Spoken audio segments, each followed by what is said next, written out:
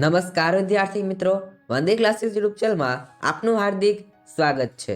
આજના વિડીયોમાં આપણે ધોરણ 11ના ગુજરાતી વિષયના દ્વિતીય પરીક્ષા માટેના પ્રશ્નપત્રનું પરિરૂપ અને મોડેલ પેપર જોવાના છે, એટલે કે બ્લુપ્રિન્ટ જોવાના છે, જે તમને ખ્યાલ આવી શકે આ પેપર છે કઈ રીતનું આવવાનું છે, તમે સારી તૈયારી કરી શકો। તમે વિડીયો પસંદ આવે તો લાઈક અચૂકથી કરજો અને તમને આવેલા સૌથી કહી દેજો, જેથી તમે ચેકમાં વિડીયો મિસ ના કરો।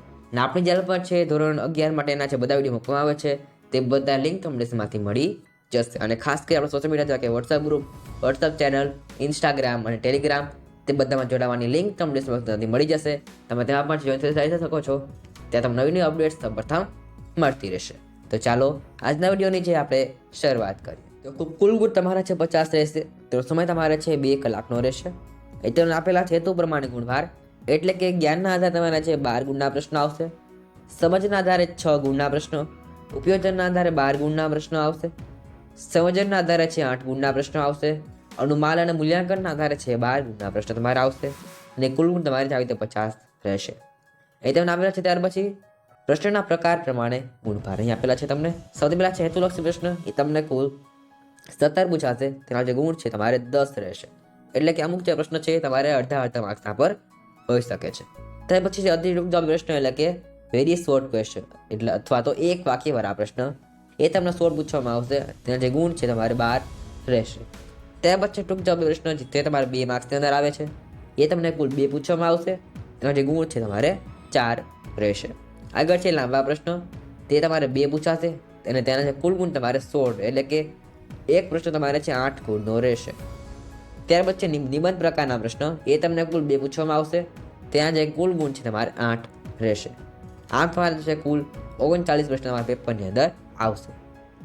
આપણે આગળ વધીએ તે પ્રમાણે માહિતી આપી દઉં કે દ્વિતીય પરીક્ષા 2024 માટે ઉપયોગી ધોરણ 11 માટે છે આપણી ચેનલ પર દરેક વિષયના આરપી પ્રશ્ન પણ મૂકવામાં આવે છે અને મુકાઈ પણ ગયા છે।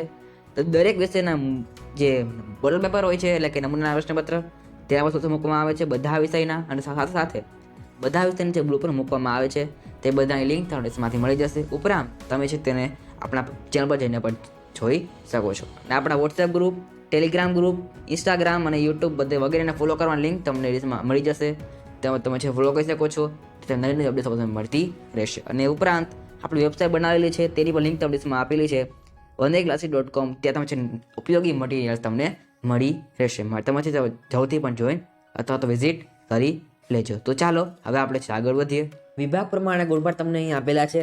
સૌથી પહેલા છે વિભાગ એ, તે તમને કુલ 9 ગુણનો રહેશે।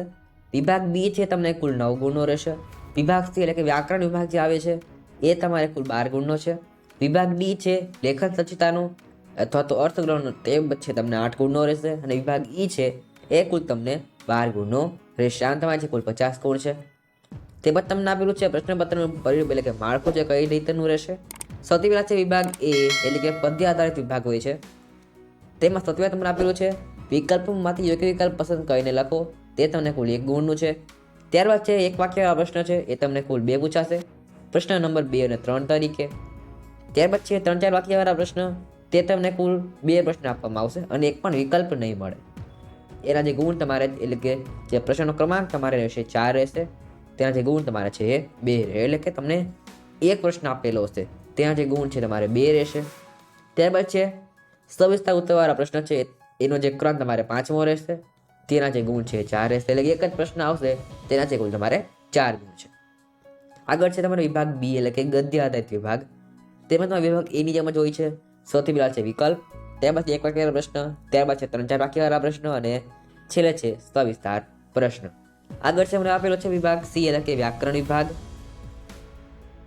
તેમાં તમને આપેલું છે સૌથી પહેલા વાક્ય રૂપાંતર કરો, તેમાં તમને છે 2 ગુણ રહેશે, તેનો જે ક્રમ તમારે રહેશે 11 અને 12। ત્યાર પછી વાક્ય પરિવર્તન કરો, તેના છે કુલ તમારે 2 ગુણ છે, અને તેના જે ક્રમ છે તમારે 13 અને 14 રહેશે।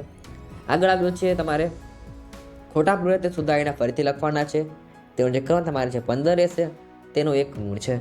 આગળ છે અર્થભેદ સમજાવવાના છે, તેનાથી કુલ ક્રમ તમારે રહેશે 16 અને 17, તેનો 1 ગુણ છે, એટલે કે 1 અડધા માર્ક્સ તો છે। એ તમને છે જોડીમાં શબ્દ આપેલા હશે। ત્યારબાદ આપેલું છે વિભાગ અ માં આપ્યા શબ્દના સમાનાર્થી શબ્દ વિભાગ બ માં શોધીને લખો। આ છે તમને ક્રમાંક આપેલું હશે 18 અને 19, આના તમારે 1 ગુણ છે। આગળ છે વિરોધી શબ્દ, તે પણ તમને 2 આપેલા હશે, તેનો પણ 1 ગુણ છે. તે પછી શબ્દ સમૂહ માટે એક શબ્દ સમૂહ લખો, તેના તમારે 1 ગુણ છે. તેનો ક્રમ તમારે રહેશે 22 અને 23. ત્યાર પછી તળપદા શબ્દના શિષ્ટ રૂપ આપો, તે પણ તમને 1 ગુણની અંદર આવશે. ત્યાર પછી જોડણી સુધારીને ફરીથી લખો, તે પણ તમારે 1 ગુણની અંદર આપશે. અને છેલ્લું છે સમંજસ સુધીને લખો, તેનો ક્રમ તમારે રહેશે 28 અને 29. તેના તમારે છે કુલ 1 ગુણ રહેશે. આગળ આપણો છે વિભાગ ડી એટલે કે અર્થગ્રહણનો વિભાગ હોય છે. અહીં છે તમને કાવ્ય વાંચીને નીચે આપેલ પ્રશ્નનો ઉત્તર આપો એવો પ્રશ્ન પૂછાશે. તમને જે કાવ્ય આપેલું હશે તેના આધારે પ્રશ્ન લખવાનો રહેશે. તેનો ક્રમ તમારે રહેશે 30 થી ને 33. તેના પર તમારે કુલ 4 ગુણ છે. અને આવી જ તમારે છે પાઠ એટલે કે ફકરો આપેલો હશે, તેના આધારે તમારે છે પ્રશ્ન જવાબ લખવાનો રહેશે. તેના જે ક્રમ તમારે રહેશે 35 થી 37. તેના પર તમારે કુલ 4 ગુણ છે.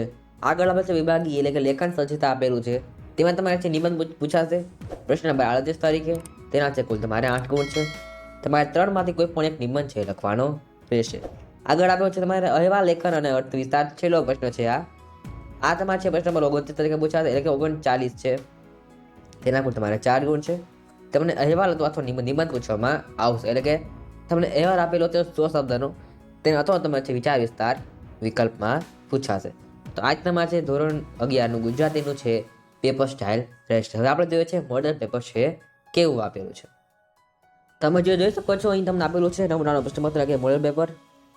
આ છે ખૂબ જ અગત્યનું પેપર હોય છે. આમાંથી જે ઘણું બધું પૂછાતું હોય છે. તમને આપેલો છે વિભાગ એટલે કે પદ્યાર્થી વિભાગ હોય છે. તે પછી છે વિભાગ બી એટલે કે ગદ્યાર્થી વિભાગ જે આપેલો હોય છે. તે પછી છે વિભાગ સી એટલે કે વ્યાકરણ આધારિત. અને આપણે ચેનલ પછી આનું ચોક્કસ આવવાનું છે મોડલ પેપરનું. મારા ચેનલ સતાવતી કરી દેજો. તે છે કંઈ તમને વિડીયો 20 ના કરો. તે પછી તમને આપેલું છે વિભાગ ડી એટલે કે અર્થગ્રહણનો વિભાગ જે હોય છે. અને છેલ્લે તમને આપેલો છે વિભાગ ઈ એટલે કે લેખન સજ્જતાનો વિભાગ. અહીં તમને છે નિબંધ આપેલો છે અને વિચાર વિસ્તાર અને અહેવાલ અહીં તમને આપેલા છે. તો આજના વિડીયોમાં આટલું જ. ફરી પણ નેક્સ્ટ વિડીયોમાં. Thanks for watching. All the best.